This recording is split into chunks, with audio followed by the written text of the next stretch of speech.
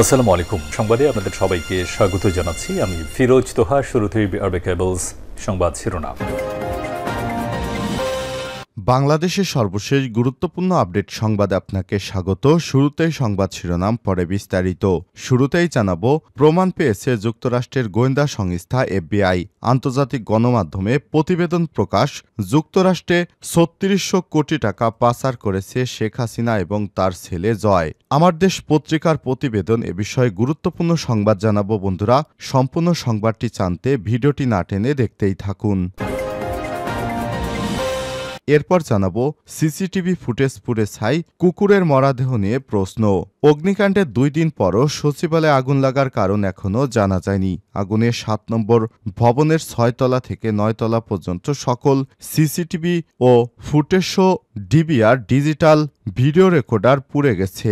রাষ্ট্রের এমন একটি সুরক্ষিত স্থানে অগ্নিকাণ্ড নিয়ে সারা দেশে নানা ধরনের প্রশ্ন উঠেছে। ৩০ ঘণ্টা ধরে ভবনের সকল কলাপসিবল গেট বন্ধ থাকার পরেও কেন একই সময় ৩টি স্থানে কিভাবে আগুন লাগলো, সেই রহস্যের জট খুলছে না। জানাবো, নথিপত্র গায়েব হচ্ছে এই সন্দেহে ২ ট্রাক জব্দ। বরিশালের শিক্ষা প্রকৌশল অধিদপ্তরের পুরনো নথিপত্র নিয়ে যাওয়া ২টি ট্রাক জব্দ করে পুলিশের কাছে সোপর্দ করেছে স্থানীয় জনতা। গতরাতে সদর উপজেলার চরবাড়িয়া ইউনিয়নের কাকাসুরা বাজারে এই ঘটনা ঘটে। পরে ট্রাক দুটি পুলিশের কাছে সোপর্দ করে জনতা ধারণা করেছিল এই ট্রাক দুটিতে সচিবালয়ের গুরুত্বপূর্ণ নথি পাচার করা হচ্ছে, কারণে তারা জব্দ করেছিল। পরে জানা যায় এই ট্রাকের নথিগুলো বরিশাল শিক্ষা অধিদপ্তরের। এদিকে সাঈদীর পক্ষে সাক্ষী দেওয়ায় ভারতে বন্দী ছিলেন শুকরঞ্জন বালী। ২০১২ সালের ৫ই নভেম্বর জামাত নেতা মাওলানা দেলোয়ার হোসেন সাঈদীর পক্ষে আন্তর্জাতিক অপরাধ ট্রাইব্যুনালে সাক্ষ্য দিতে গিয়ে নিখোঁজ হয়ে যান শুকরঞ্জন বালী। নিখোঁজ থেকে কিভাবে তিনি ভারতের কারাগারে পৌঁছেছেন তার এক লোমহর্ষক বর্ণনা দিয়েছেন তিনি। কারণ শুকরঞ্জন বালী যদি তখন দেলোয়ার হোসেন সাঈদীর পক্ষে সত্যিকারের সাক্ষ্য দিতেন তাহলে সাঈদী মুক্ত হয়ে যেত। এ কারণে শুকরঞ্জন বালীকে কৌশলে ভারতের কারাগারে বন্দী করে রেখেছিল তৎকালীন গোয়েন্দা সংস্থার লোকজন। এ বিষয়ে গুরুত্বপূর্ণ সংবাদ থাকবে, সঙ্গেই থাকুন। এদিকে এই সরকার ব্যর্থ হলে দেশে দুর্যোগ নেমে আসবে বললেন ধর্ম উপদেষ্টা আল্লামা ডক্টর আফম খালিদ হোসেন বলেছেন, কোনো কারণে যদি এই সরকার ব্যর্থ হয় তাহলে দেশে দুর্যোগ ও ঘন অন্ধকার নেমে আসবে। আজ ২৭ ডিসেম্বর রাতে চট্টগ্রাম দোহাজারী আল বালাগ ইসলামী সংগঠনের ৪০তম ইসলামী সম্মেলনে প্রধান অতিথির বক্তব্যে তিনি এসব কথা বলেন। এবং সর্বশেষ জানাবো, ভারতে ১৩ বাংলাদেশি গ্রেপ্তার।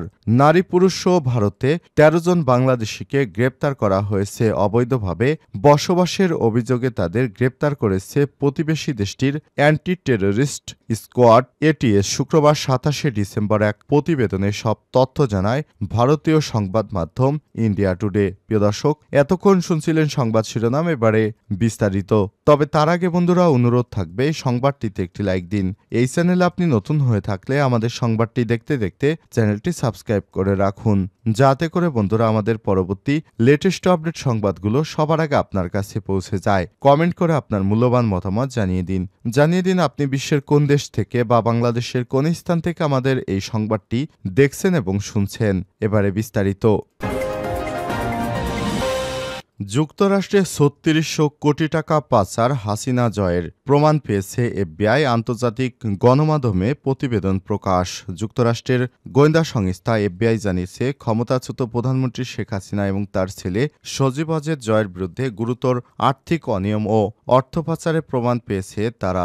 এফবিআইয়ের পক্ষ থেকে বলা হয়েছে, বাংলাদেশ থেকে $৩০০ কোটি যুক্তরাষ্ট্রের বিভিন্ন ব্যাংকে পাচার করা হয়েছে। এই অর্থ পাচারের জন্য কেইম্যান দ্বীপপুঞ্জ ও হংকংয়ের বিভিন্ন ব্যাংক চ্যানেল ব্যবহার করা হয়েছে। সম্প্রতি এফবিআই এর ব্রিটেনের প্রতিনিধিদের বরাত দিয়ে সব তথ্য জানায় অস্ট্রেলিয়া ভিত্তিক সংবাদ মাধ্যম গ্লোবাল ডিফেন্স কর্পসের খবরে বলা হয়েছে, যুক্তরাষ্ট্রের বিচার বিভাগে সিনিয়র ট্রায়াল অ্যাটর্নি লিন্ডা স্যামুয়েলের বিশেষ এজেন্ট বা পিভটের সঙ্গে যোগাযোগ করে দেখেন $330 কোটি বাংলাদেশ থেকে যুক্তরাষ্ট্রের বিভিন্ন ব্যাংক অ্যাকাউন্টে পাচার করা হয়েছে। 9 সেপ্টেম্বর এফবিআইয়ের প্রতিনিধি দল বাংলাদেশের দুর্নীতি দমন কমিশন দুদকের মহাপরিচালক ও অন্যান্য সংশ্লিষ্ট কর্মকর্তার সঙ্গে দেখা করেন এবং বিপুল পরিমাণ নথি হস্তান্তর করেন। অপরদিকে 1 অক্টোবর ইউরোপীয় ইউনিয়ন এর 3 সদস্যের একটি প্রতিনিধি দল দুদকের চেয়ারম্যান মোহাম্মদ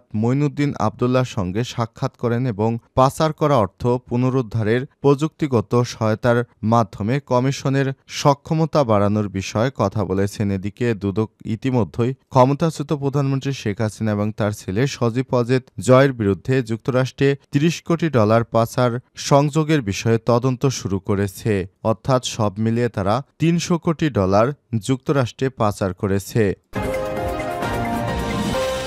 সিসিটিভি ফুটেজ পুড়ে ছাই, কুকুরের মরদেহ নিয়েও প্রশ্ন।